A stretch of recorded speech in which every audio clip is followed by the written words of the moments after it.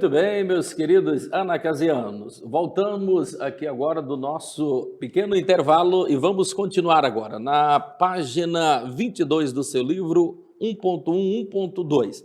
A base doutrinária da Igreja Cristã acerca da salvação em Agostinho, página 22 aí do seu livro.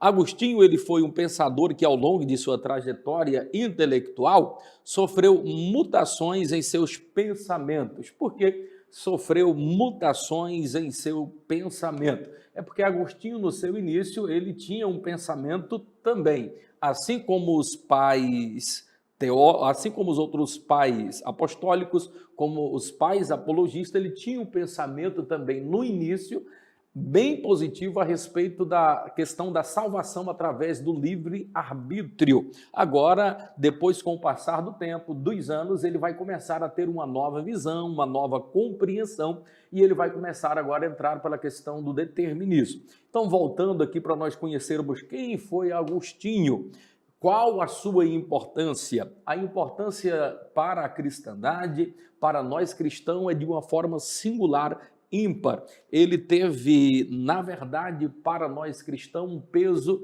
de uma relevância extraordinária. As suas bases teológicas muito firmes. Ele, vindo de uma família bastante aristocrática, alguém de condições financeiras, mas que teve muita dificuldade. Agostinho, por exemplo, com a questão da fé, da religião, na questão comportamental, ética e moral. Se nós formos analisar os primeiros anos de Agostinho, foram anos tenebrosos, que era envolvido com desejos e paixões da carne, uma luta muito grande, porque os seus pais eram católicos devotos, eram pessoas que professavam a fé em Cristo Jesus, muito devoto, mas que ele tinha essas dificuldades muito visíveis. Com o passar do tempo, então, ele vai ter um encontro pessoal. A vontade de se converter verdadeiramente ao cristianismo era muito grande, até que um dia ele ouve uma voz da sua casa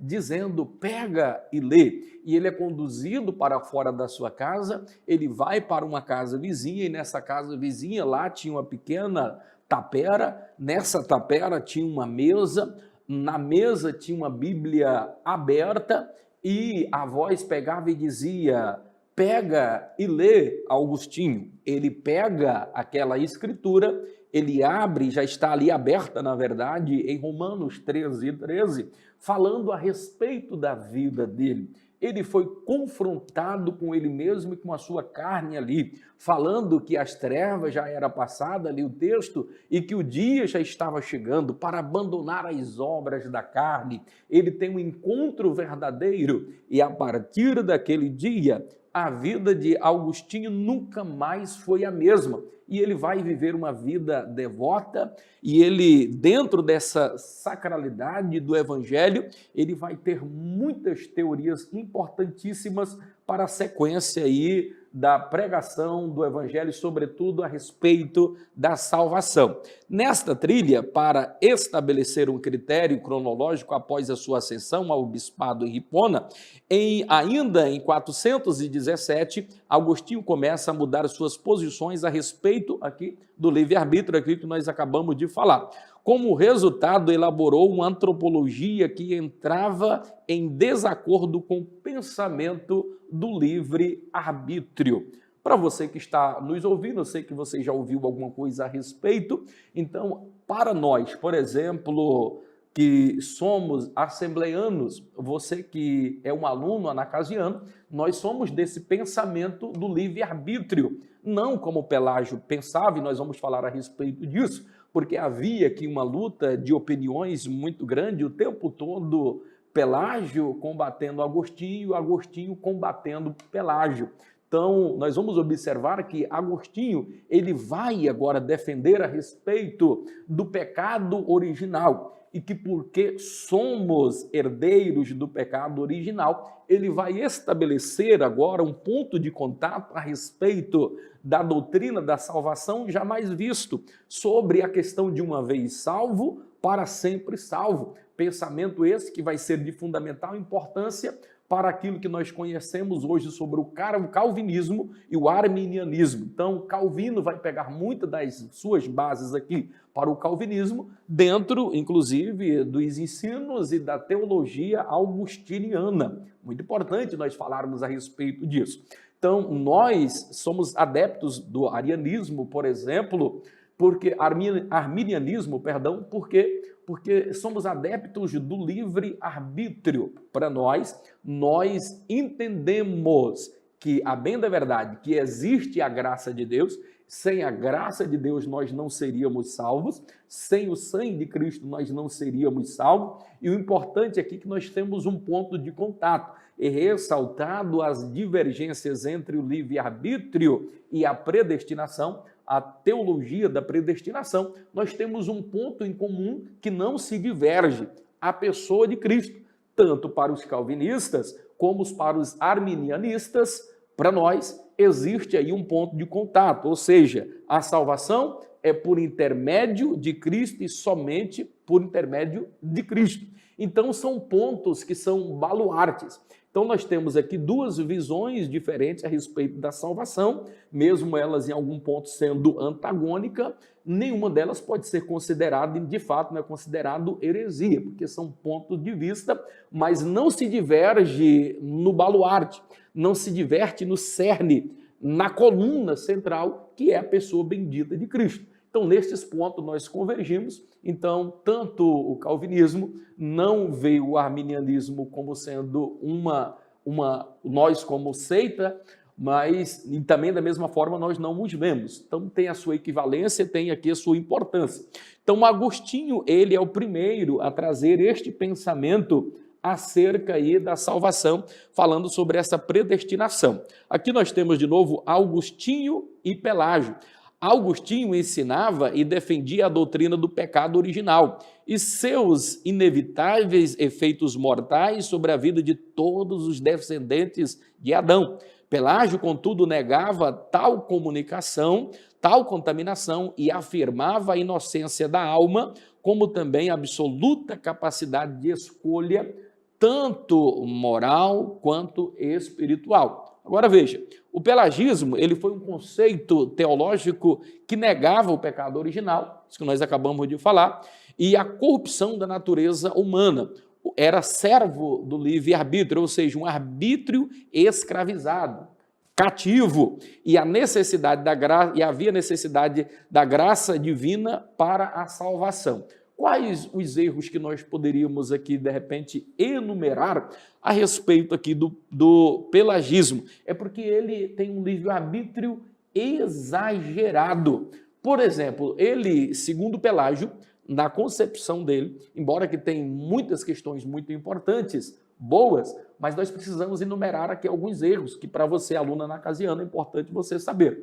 Então perceba, quando ele diz que a questão da salvação, do livre-arbítrio, por exemplo, ele exagerava que a salvação dependia única e exclusivamente minha, sua, nossa, do homem, da natureza humana. Então era pelo esforço nosso que nós conseguimos a salvação. E ele negava essa questão da herdade do pecado original. E Agostinho ia bater muito ferreamente com relação a isso daí, porque para ele, e dentro dos seus estudos, ele combatia ferreamente, dizendo que o homem, sim, herdou o pecado natural de Adão.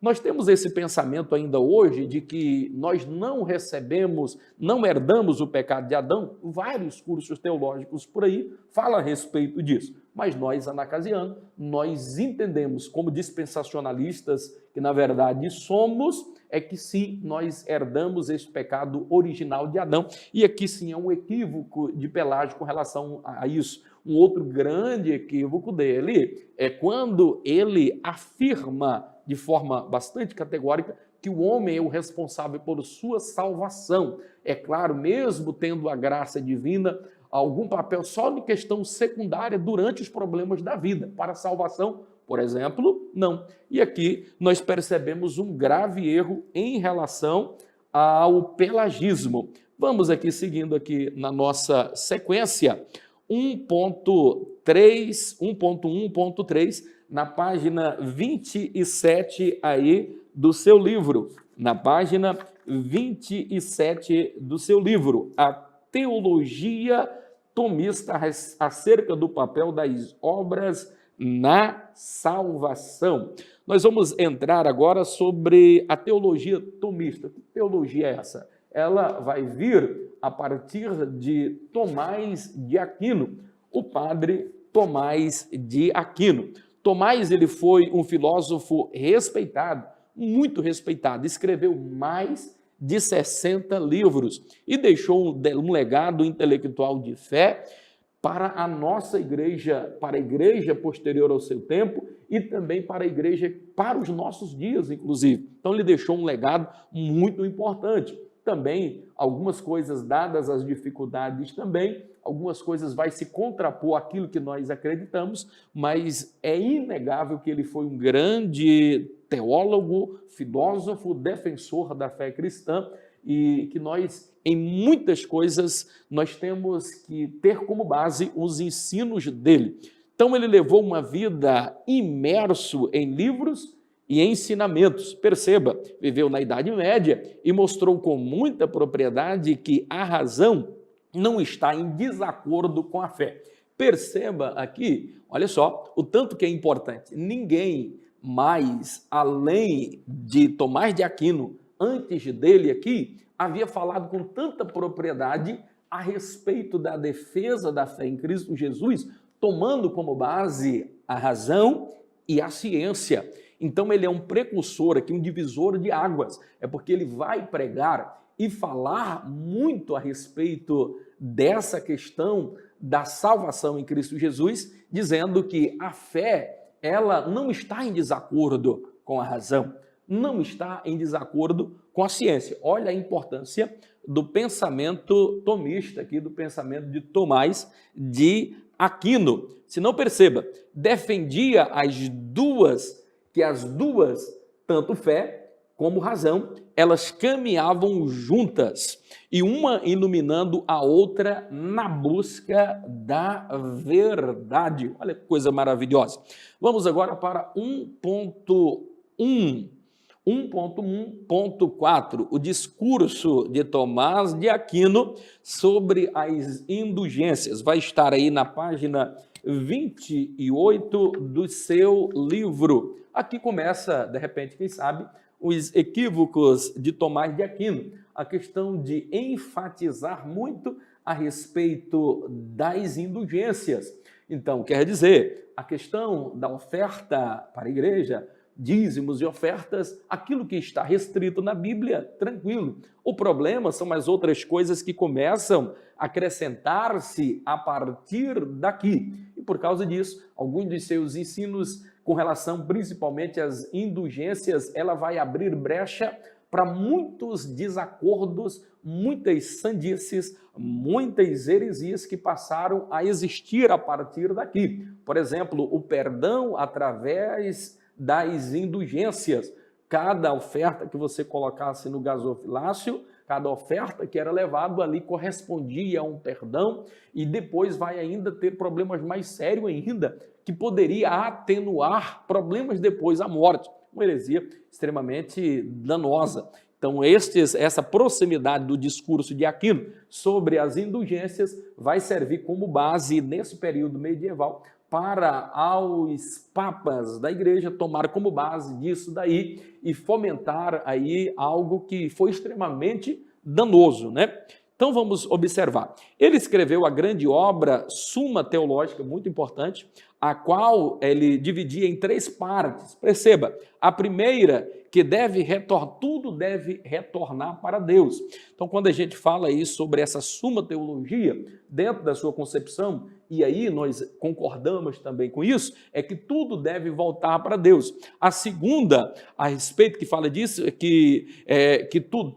a primeira, que tudo procede de Deus, estou antecipando aqui, tudo procede de Deus, e nós concordamos em gênero e número e grau. A segunda fala que tudo precisa voltar para Deus, com o empenho do ser humano. Aí ele vai entrar aqui com a questão das indulgências. Então, esse auxílio do ser humano. Então, dentro desse auxílio está também a questão das indulgências, que o ser humano precisava fazer. E por último, que era a terceira, que tratava da mediação de Jesus Cristo, que tudo retornaria para Deus por intermédio de Cristo, que os papas depois vão colocar como intermediário Maria e não Jesus, começando a questão aí da mariolatria, né?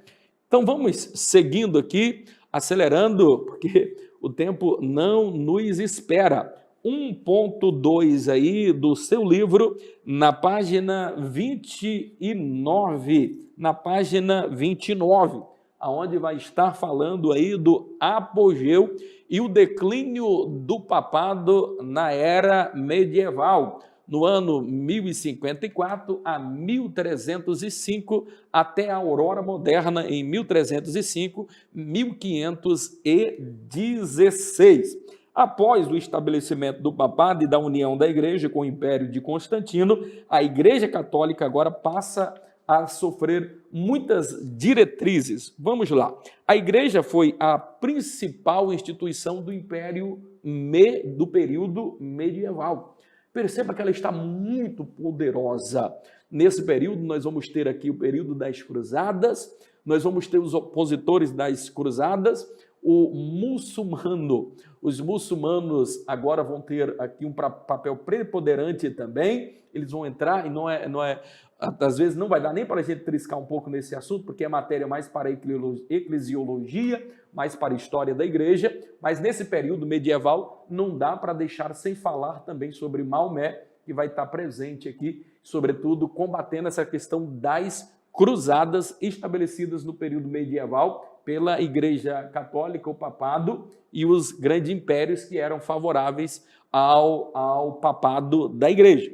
Então, deste crescimento cristão na Roma antiga, a igreja se tornou o mais elevado setor da sociedade antiga. Perceba, esse poderio durou até o término da Idade Média. Mesmo depois da queda de Roma, a Igreja Católica permaneceu forte e foi parte da alta sociedade europeia até o final da Idade Média, condicionando, olha só, e coincidindo aí com o período da formação das monarquias nacionais, época em que o feudalismo já não tinha mais sucesso e os países começavam a se formar. Então, esse quadro, tal como nós conhecemos hoje, dos países, da separação por países, por continentes, não existia. Ele vai começar mais agora a se desenhar a partir agora, quando os reinos absolutistas vão perder parte do seu poder, o sistema do feudalismo, as pessoas trabalhando mais sempre na zona rural, agora vai ter uma ascensão,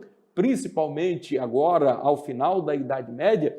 Daí para frente nós vamos ter o período renascentista, nós vamos ter o período iluminista, mas até aqui nós vamos perceber algo bastante interessante, o poderio dessas nações absolutistas, mas vai começar agora nova formação aí de estados, de monarquias nacionais, vai por fim por uma série de situações, sobretudo por causa da reforma protestante também, que é tema que nós vamos continuar falando aqui seguidamente nessa nossa sequência.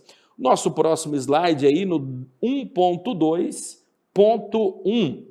A era de ouro da Igreja Católica Romanista e do Papado, em 1054 a 1305 depois de Cristo. Está aí as cruzadas que nós acabamos de falar para vocês. O que eram essas cruzadas? Era o conflito de todas as camadas sociais. Perceba, as cruzadas nasceram da necessidade da igreja de ocupar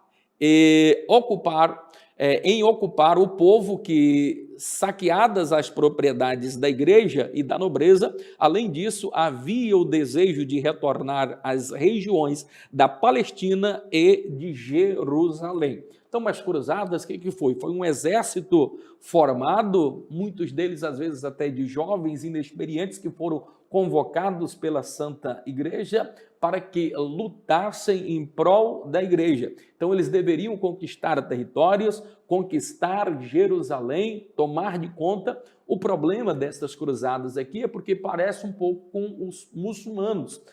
Os muçulmanos, quando eles ocupavam, o país que ele ocupava era obrigado a aderir à fé e à religião dos muçulmanos. O que era feito aqui nas cruzadas também, meus queridos alunos anacasianos, era a mesma coisa.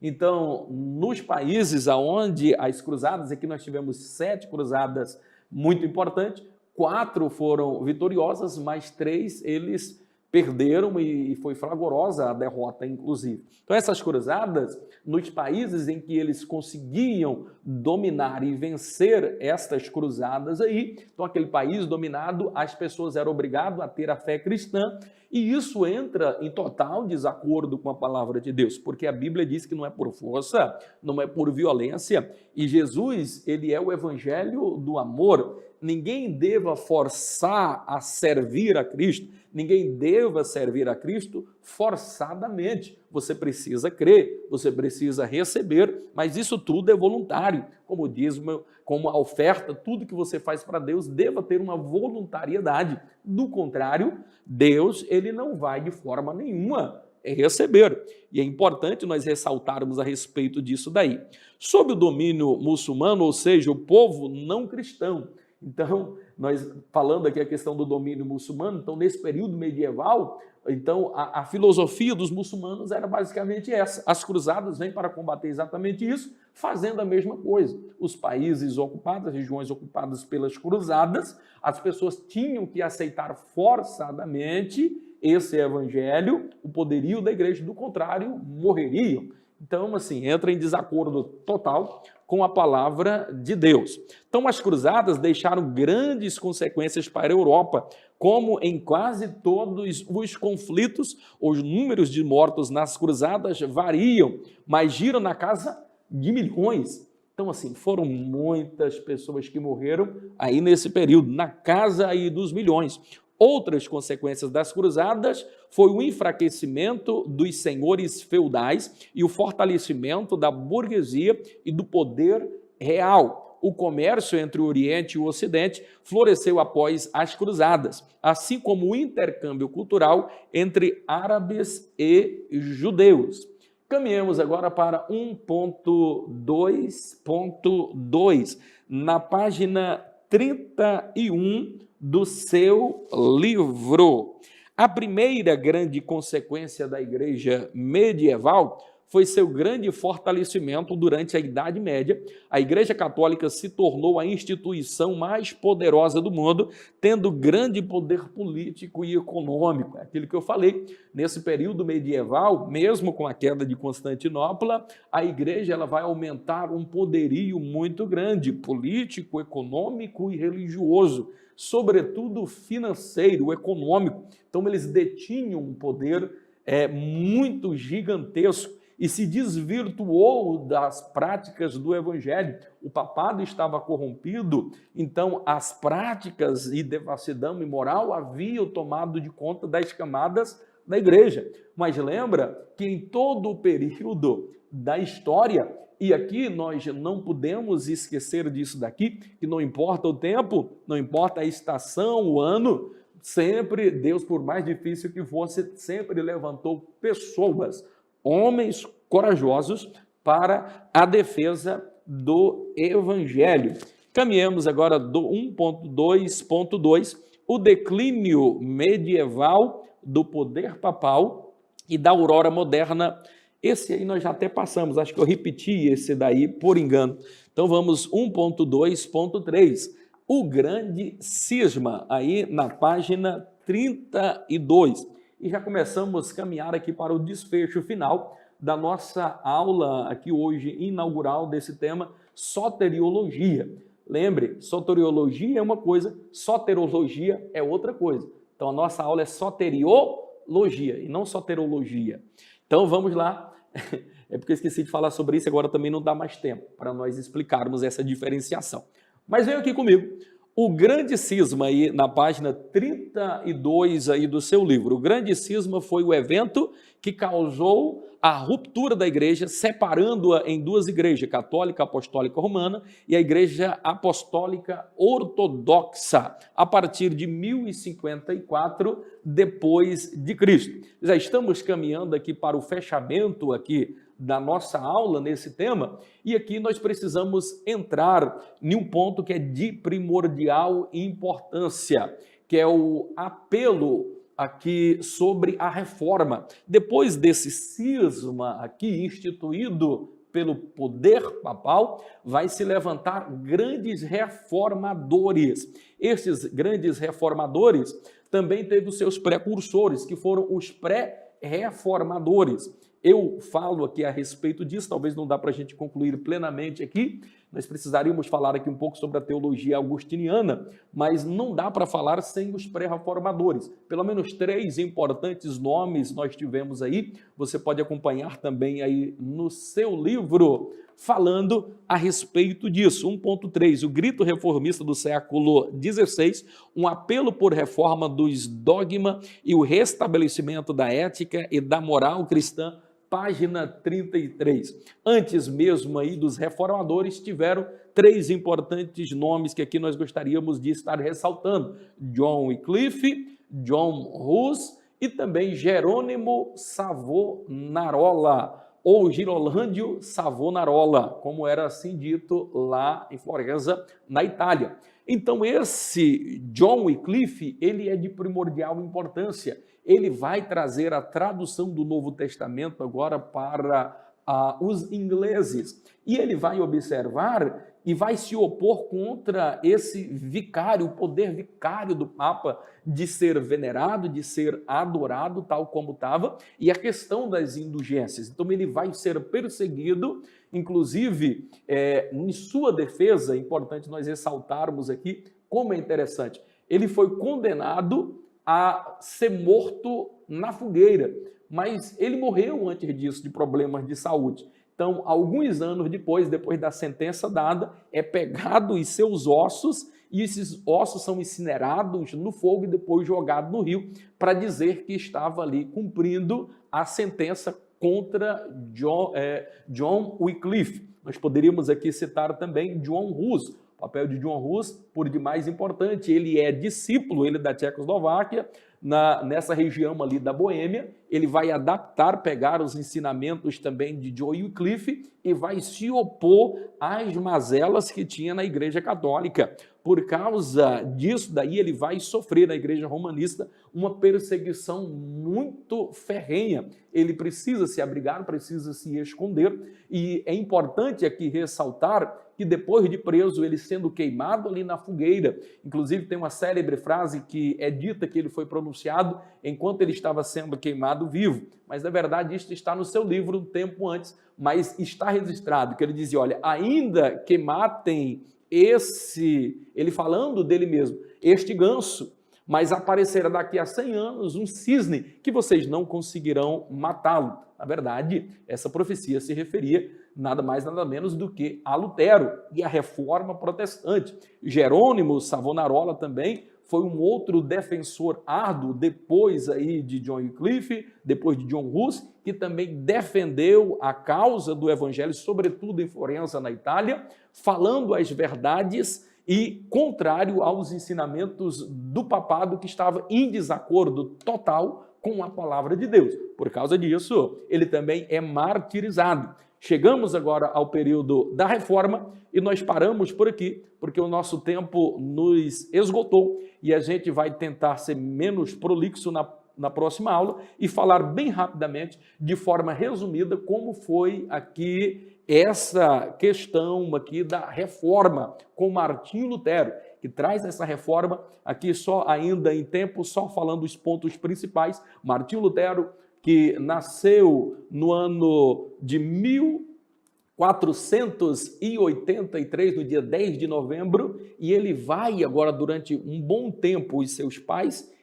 era de uma dificuldade financeira extrema, os pais queriam que ele seguisse a carreira de direito, mas ele indo para a faculdade, ele tem um encontro lá, uma chuva, ele com muito medo, ele faz um voto, e nesse voto ele disse que iria ser monge, de fato foi, e lá, quando no ano de 1507 ele é levado ao sacerdócio, em 1508, aos 25 anos de idade, ele celebra a primeira missa, celebrando a primeira missa. Com o passar do tempo, quando ele vai observar, em 1510 é enviado então a Roma, e é lá que ele vai perceber e ver como a igreja estava corrompida, as indulgências haviam tomado conta de todas as camadas, e ele volta de lá revoltado, e é a partir daí que ele começa a se questionar. Em 1517 ele aficiona nas paredes da igreja de Wittenberg, do castelo de Wittenberg ali, as 95 teses,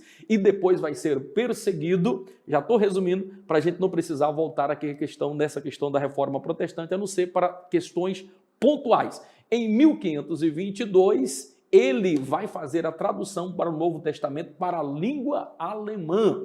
Ele escapou por causa dos seus amigos, foi sequestrado, e nesse castelo onde ele esteve lá, ele escreveu o Novo Testamento e trouxe para nós as bases para a reforma protestante. Ele não fez uma reforma assim tão grande, tão acintuosa, mas para nós foi de primordial importância, porque aí vai nascer o protestantismo, o evangelho tal como nós estamos hoje aqui anunciando, com coragem, com vibrância e vigor. Então, Deus em Cristo Jesus abençoe, e respeitamos a memória desses grandes homens que lutaram, que viveram, que sofreram, que foram martirizados pelo evangelho. Chegamos ao final aqui da nossa aula, queridos alunos anacasianos, aqui o nosso sentimento de gratidão. Mais uma vez pedimos o seu feedback naquilo que foi importante vocês estarem ressaltando para a nossa melhoria, para nós estarmos nos adequando aqui, para estarmos sempre trazendo para vocês o melhor. Então dê o seu feedback, dê a sua opinião, dê a sua sugestão, alguma coisa, alguma dúvida naquilo que nós precisamos melhorar, alguma dúvida que tiveram, para nós estarmos respondendo aqui, quem sabe, com tempo hábil na próxima aula também. Então Deus em Cristo Jesus vos abençoe e até a nossa próxima aula. Grande abraço a todos.